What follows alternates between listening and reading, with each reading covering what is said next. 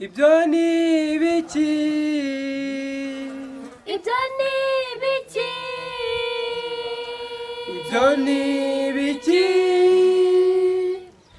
Ibyo mwumva n'inyeganyega, mu yandi magambo n'ishungura, rizanywe n'inama y'umugabo wo guhamya, rizaniwe abanyarawodokiya, barayanga ibacamo ibice, igirira umumaro abayemeye, barahaguruka bashyira ukuri hejuru,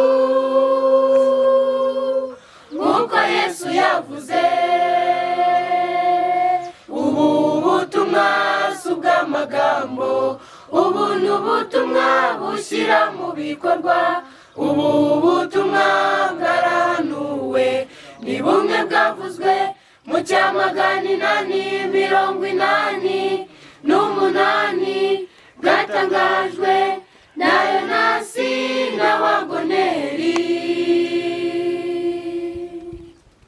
Muri ako kanya batangiza intambara, bati umusaruro w'iminsi 1000 urarangiye, nimurekeraho kubwiriza ubutumwa.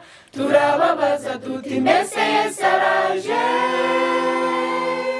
ngo duhagarare? Turahamagara nubwo tugiginga, tuhapfukama iminsi 7, umwuka urasukwa, dutangiza ubutumwa butagishwa impaka.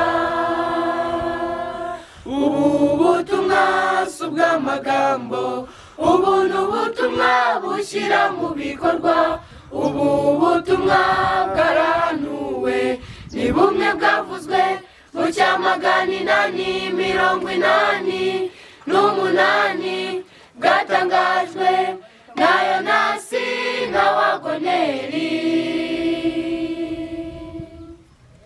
Abanze kwezwa n'ubu butumwa barajarajara, batakara ku nzira ngo turashaka ginga ya kabiri. Abana b'umwami abo yatsindishirije bakomeza imbere, barabubwiriza bafungura imipaka.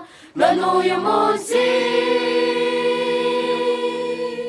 bafunguye na Aziya,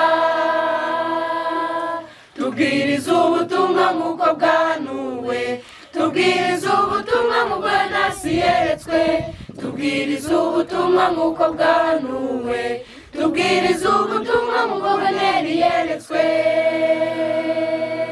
Ubu butumwa si ubw'amagambo, ubu ni ubutumwa bushyira mu bikorwa, ubu butumwa bwarahanuwe, ni bumwe bwavuzwe mu cya 888, bwatangajwe na Yonasi na Wagoneri.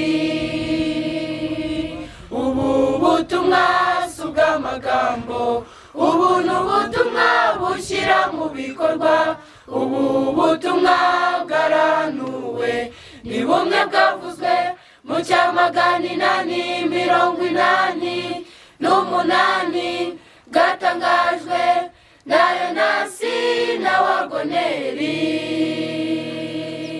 Ubu butumwa si ubw'amagambo, ubu ni ubutumwa bushyira mu bikorwa.